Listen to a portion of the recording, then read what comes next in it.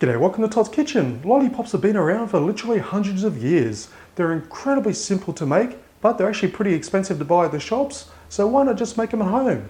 They're just as delicious and you can make any flavour or colour that you like. So join me today as I make my version of lollipops. Okay, so to start this off, I have a pot on the stove on a medium heat. So to the pot I'm going to add 2 cups of sugar, then 2/3 of a cup of glucose or corn syrup. Now as a hint, I've just warmed it up in the microwave. It just makes it a lot easier to work with. And finally 1/4 cup of water. And I'm also using a candy thermometer. Now we want to go for the hard crack stage, which is about 300 degrees Fahrenheit or about 150 degrees Celsius, give or take. But if you have one of these candy thermometers, they're actually very cheap to buy. You can get them online. They're only about $10, $15, but when it comes to candy, it just makes life so much easier. So over the medium heat, we're just going to give it a stir just until the sugar is completely dissolved. Now you can also add some, for example, colouring if you like, and you can also add some flavouring. It's completely up to you. I'm just keeping this as a basic recipe, so I'll leave any colouring or flavouring that you choose to add up to you. A lot of people like the plain sugar taste, but if you want to add, like, say, peppermint essence or raspberry, or it's completely up to you and to the colours that you choose. So it's going to start to get to this stage where it's going to bubble. Now as you can see, we've got some sugar crystals just on the inside. So just with a wet brush, we're just going to brush them down, which is basically dissolving the sugar back into the mix. And this will just stop crystals from forming on top of our sugar mixture, which basically ruins the whole thing. So just keep on doing this all the way around whenever you see these sugar crystals forming. So apart from keeping an eye on the sugar crystals forming on the outside, just keep an eye on the temperature until we get to the hard crack stage, which is again 300 degrees Fahrenheit or about 150 degrees Celsius. Now you may be tempted to turn the temperature up to make it rise up faster, to get to the right temperature faster, but slow and steady is the only way to do it. Because if you do it too fast, you're actually going to burn the sugar. And it honestly doesn't take that long at all whatsoever, probably about 5 to 10 minutes to get to the right temperature. So take your time, don't do it too fast, and you'll get some lovely candy.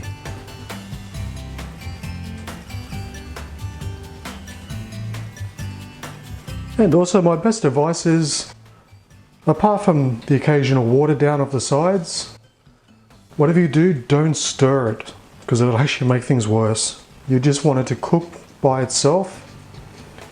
Let it do its thing. Just let it slowly come up to the right temperature. So all you have to do is just occasionally pat down the sides, and that's it. It's very, very simple.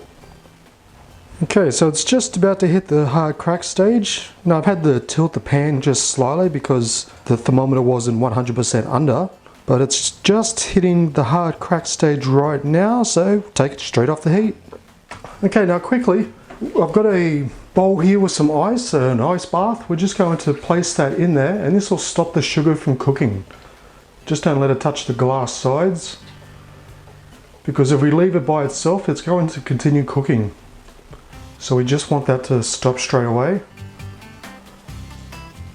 Otherwise it's going to get too much of a caramelized look. And it's got a slight caramelized look, but that's okay. Doesn't have to be perfect, as long as it's see-through when we've done. So I've just poured it into another pan. This is a milk pan, but I'm using this because it has this lip on it and this one doesn't. So it's going to make it a lot easier when we want to make our popsicles. Now this is the part where we have to work fast. So I've got a baking tray here lined with non-stick baking paper that I've also greased with some more oil just to be on the safe side. So we're just going to pour in small amounts like so. Okay, that's enough, and we're going to add a popsicle stick. Now these are a new one I found. They're like a paper-based one, so no more plastic. And while they're still wet, just decorate them any way you want. But it's got to be done now while the mixture is still fluid. So just continue on making up all of our popsicles.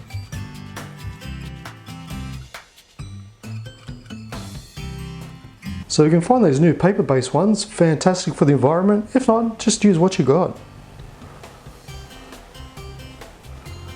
And this is why I want to go with a clear one, because this way I can add some decorations to it. So again, you can still use color. It's completely up to you. And you can use a flavor that, hopefully it's a flavor that doesn't have a color to it. If it does, well, that's okay. Because it's so versatile, you can do anything that you like with it. Okay, so that was more than enough to make a few batches. Now it depends on the size of the lollipops you want to make. So I've made up another couple of sets of these. So we're going to let these sit here for at least 2 hours to completely set, so they'll be nice and hard. Now you're going to be wondering, what am I going to do with the pot? Because it's obviously going to have some pretty hard sugar in it by now. It's very, very simple. All you do is just fill it with water, leave it for a few hours, then simply pour it out, because the sugar's just going to dissolve into the water and it will disappear like magic. So don't worry about any hard scrubbing or scraping. Just simply fill it with water, set it, forget it, come back a few hours later, it's gone. And now would you look at those delicious candy lollipops. They've turned out nice and clear and pretty with those extra sprinkles. And let's be honest, it's 100% sugar, so you know it's going to be 100% good. So they really have turned out very well. They're incredibly delicious and also incredibly simple to make. And again, who doesn't love lollipops, especially when they're nice and colorful and fun with sprinkles. You can choose any sprinkles that you like. See, in Australia we call those hundreds and thousands, or you can go for the stars. And honestly, I don't even know what these ones are called, but they look great. They're like little mini pearls. And you don't even have to use sprinkles. You can use any color that you like, any flavor that you like. They're incredibly versatile, and no matter what flavor you choose, they're going to taste simply delish.